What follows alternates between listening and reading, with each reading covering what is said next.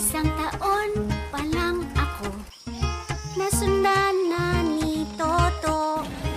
Grade 2, 8 taon pa lang, 4 na bata ang inaalagaan.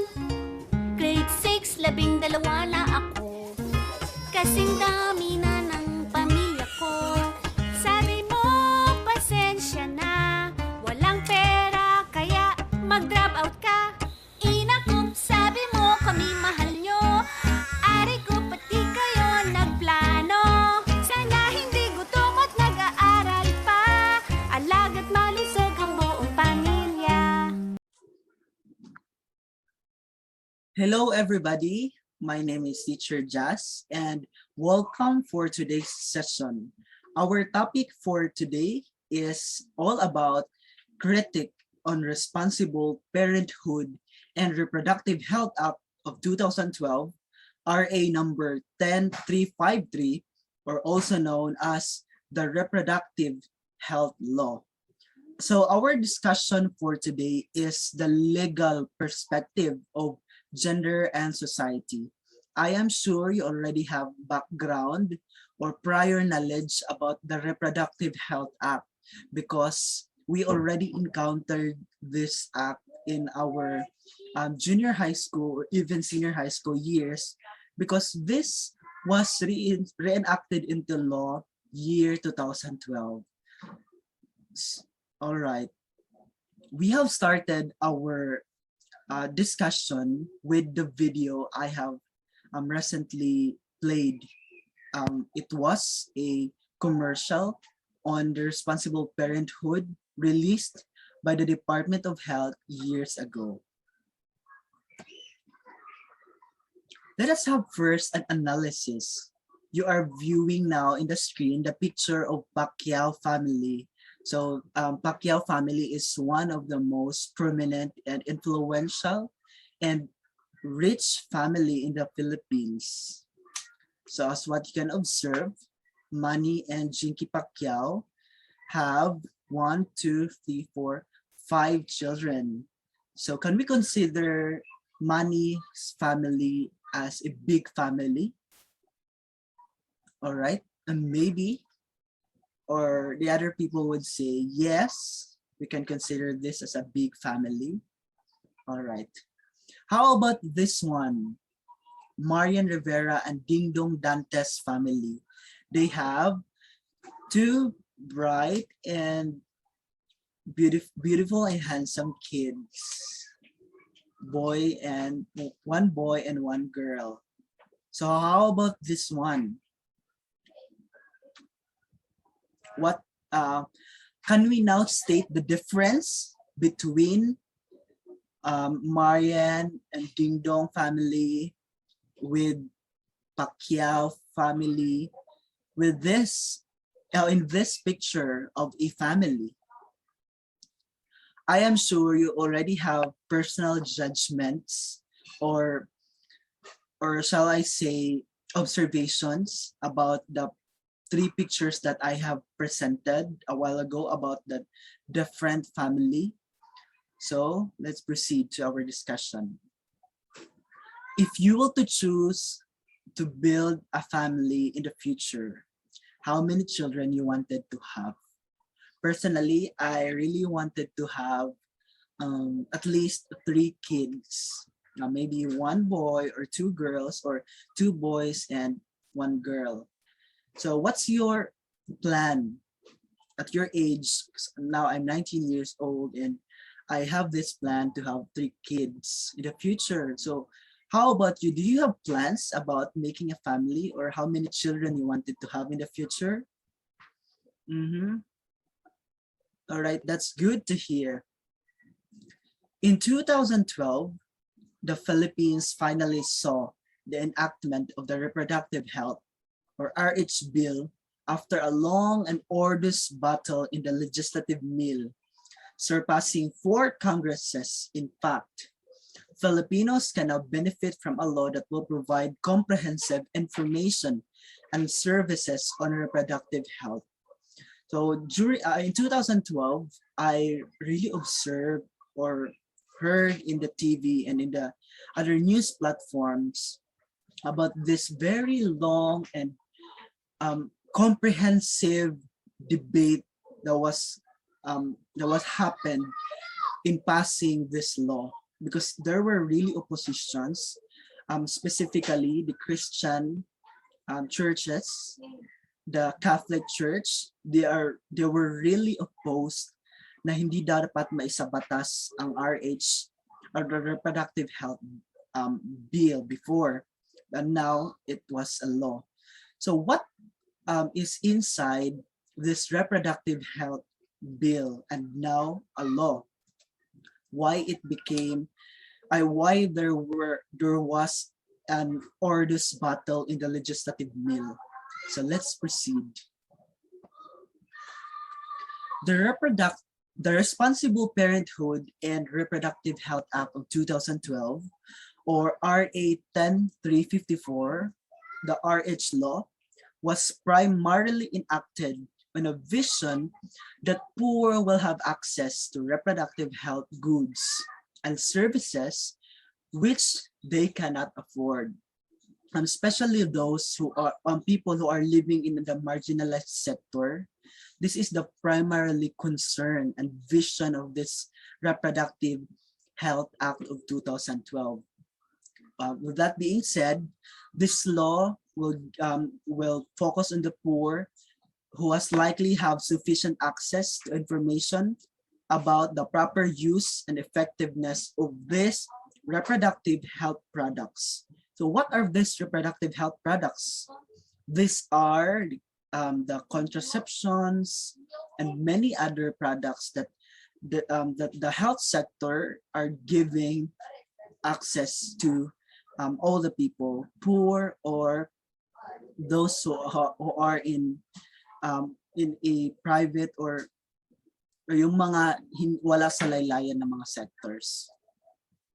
Apparently, the failure of the market of reproductive health goods and services to reach the marginalized women compelled the Philippine government to step in and initiate measures to address this occurrence. So this was the problem now, or should I say, this is the real scenario, the real picture of the Philippines, because we really failed to reach or to give access to services to the marginalized men and women.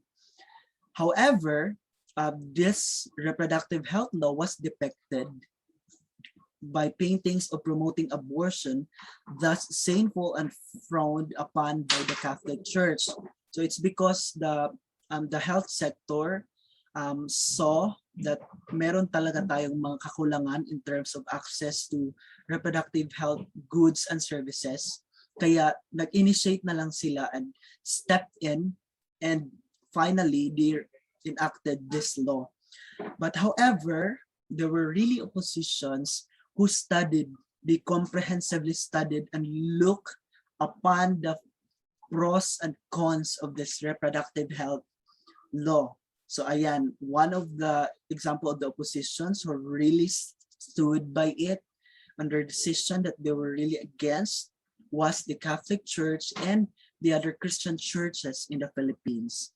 As what we observed, or as what we knew, Philippines is predominantly Christian or Catholic Christian nation. So that is why napakahirap talaga magpasa ng mga law concerning about life, because religion is concerned about life, about the moral aspect of the people and the society. To continue, as what you can see, we have this editorial carton about this RH law. So we have our interpretations about this. All right. Let's proceed now to the elements of reproductive health from Section 4 of RA 10354.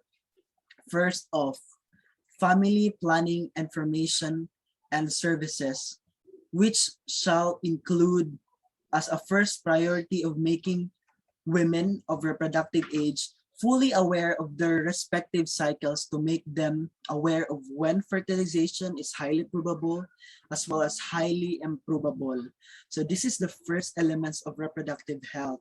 We're talking about the reproductive image or health of the women, or how they can access on what this law can give to them. So about their fertilization, so probably they will go to the health center, they will consult to the doctor or to the midwife or to the nurses or any staff that would cater their needs about their respective cycles. So it is really important that women are aware of this responsibility. Second, maternal, infant, and child health and nutrition, including breastfeeding. That is why, as what we have observed, there are posters in our barangay hall that urging women to have breastfeeding instead of lactation and many other options. This also includes the child health and nutrition. That is why they are also urging or encouraging the mothers to let their children be vaccinated and upang makakuha sila ng sapat na nutrition. Third would be about prescription of abortion. So what do we mean by prescription? Prescription in definition is all about banning or avoiding or prohibiting abortion. Even though there is in an abortion management, this law prohibits or prescribed abortion in all circumstances. And of course, the management of abortion complications, because there were really cases that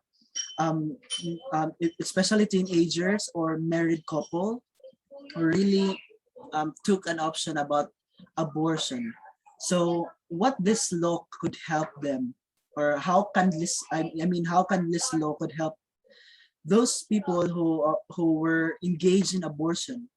So they could go to their health center, and then the management or the personnel will help them how to manage the complications. And then the fourth thing would be adolescent and young or youth reproductive health guidance and counseling. So there are personnel from the Department of Health who are really advocating about this, and even private sectors and agencies. Pumapasok sila sa school, they were advocating to serve as awareness for the youth about reproduction. And fifth, prevention, treatment, and management of reproductive tract infections or RTI, HIV and AIDS, and other sexually transmitted or transmittable infections or STIs. So this is an awareness for all the people, especially the youth, against those sexually transmitted infections. Sixth, elimination of violence against women and children and other forms of sexual and gender-based violence. So we already have existing law against violence or abuses against women, which is the VAUC Act. But aside from VAUC, we have this. This is also covered in the reproductive health law. Seventh, education and counseling on sexuality and reproductive health. And then eighth, treatment of breast and reproductive tract cancers and other gynecological conditions and disorders. So hindi dapat mahiya, or we should not hesitate to approach our government or the sectors implementing this law on how can we treat if we have this breast cancers or other illnesses or diseases relating to our reproduction or reproductive health. Ninth, male responsibility and involvement and men's reproductive health. So many people are saying that our laws are only concerning about women's health, but of course, just like women, male also have reproductive health responsibility. So they also be given attention. So that is why this law is very helpful to all sexes, male or female, or genders in the society. 10th, prevention, treatment, and management of infertility and sexual dysfunction. Especially, this is concerning to the couples where they can consult if they have sexual problems or sexual dysfunctions. 11th, reproductive health education for the adolescents. As college students, we are part of this we call adolescents, aging from 19 to 20s, that age bracket. We need this education for many or several reasons. One is awareness. And then the 12 elements, I think this is the last, mental health aspect of reproductive health care. So one of the programs they are conducting is symposium and advocacies and awareness about mental health aspect of reproductive health care. All right, those were the elements. And now let us proceed to the salient provisions of this reproductive health law. Why we need this law and why it is important to follow or abide with this law. First, midwives for skilled birth attendants. Every city and municipality will employ an adequate number of midwives and other skilled attendants. So this already attained na ba ito sa ating society nowadays, especially that we are in the face of crisis. Other people would say hindi, or kailan ba nabigyan ng adequate na number ng mga midwives and other health professionals or skilled attendants ang ating mga municipal and or city health facilities. Okay, we have different opinions about that. All right. So, pero papayag tayo sa hindi, yan ang pinakaunang salient provisions din ng ating reproductive health law. We are praying and hoping that mabigyan na adequate number ng midwives, nurses, doctors, and other health personnel sa ating mga health facilities. Kaya nagkakaroon ng failure ang access and delivery ng ating mga health services. It's because kulang tayo and we cannot supply more or adequate number of those personnel in our government. And the second, emergency obstetric care. Ensured establishments with adequate facilities and qualified personnel that provide quality service. So aside from the adequate number, ang mga nagiging problema din ay iyang hindi or inadequate facilities. Mayroong facilities pero kulang naman ng mga gamit. Hindi katulad sa ibang bansa that they are really equipped with those equipments that could really help and cater the needs of their individuals. Third, hospital-based family planning. So there are those couple who will consult about family planning so they can now freely go to the hospital and consult or plan about their family. Fourth, contraceptives as essential medicines. So there were issues that I have heard about the distribution of condom in the schools, in public or not private schools. So many people agreed, and there are also people who disagreed with the idea of distributing condoms to the students at the right age, so specifically in senior high school or even in junior high school in grade 10 or grade 9, that age bracket. The fifth, reproductive health education. As what we have now, we are having this reproductive health education. So it is not new because as early as grade 9 or grade 8, we were introduced to this reproductive health education. Or even in elementary, we have this glimpse of reproductive health education, which is very helpful in order for us to perceive reproductive health as indispensable and really necessary in order for us to grow.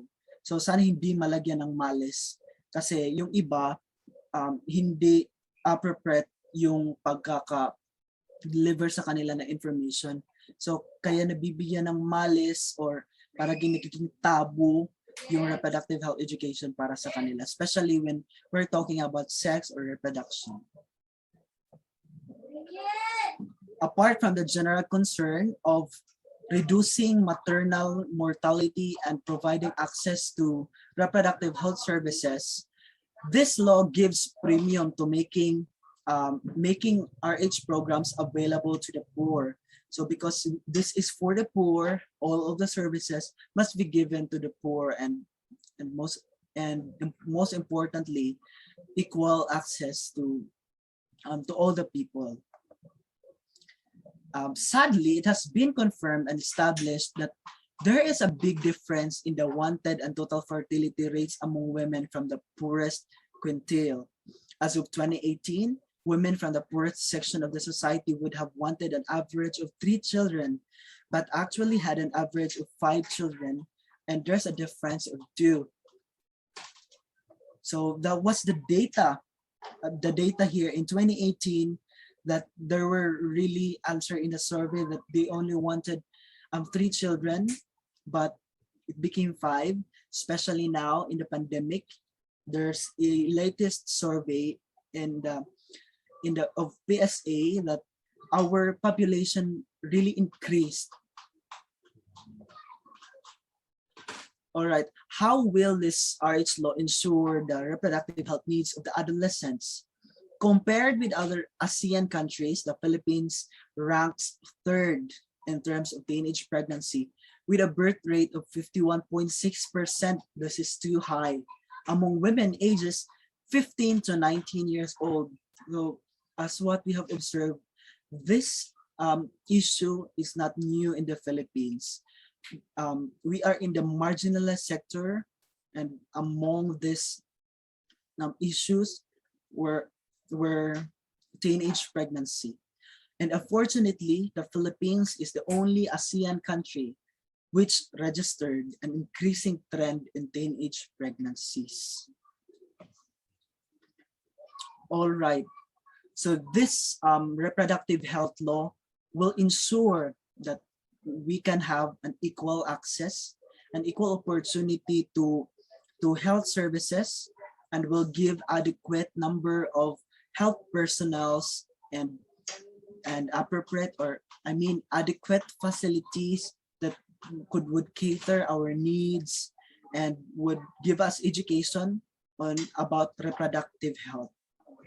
So in general, this law is actually good and beneficial, not just for women, but also for men, and for the whole family. I hope you understood our discussion from the elements of this law until the salient provisions and who are engaged or who can benefit this reproductive health law. In conclusion, I will leave a quote from Vicky Hoffel. It is the responsibility of every parent to ensure their children are prepared for the adult world, and that they throw open the doors at 18 and walk into their lives with confidence and enthusiasm. So it is very important that as future parents, we should guide our children, we should plan our family in order for us to build a society that is meaningful, peaceful, and harmonious. So it will really depend on the parents on how they will make their children grow into an adulthood full of knowledge, wisdom about what is right and wrong. So that is why it is sad that we realize that why Philippines is not improving because of our poor upbringing. That is why we have to work with that. This law, the reproductive health law, will not be meaningful if the people will not follow, abide, or instill in their minds and hearts the importance of reproductive health. So that is why it is really necessary to have an application, because these words were will only fade if people would not take an action. All right. So these are the references, the guides where we took in our discussion, aside from the book that was given to us. All right. Thank you so much for listening. This has been Just for Radelius, and I hope you have learned something new about reproductive health, law, and responsible parenthood. As future parents, again, we should always be responsible, not just for the sake of our family, but also for the future of the country. Thank you so much po, everyone. God bless po.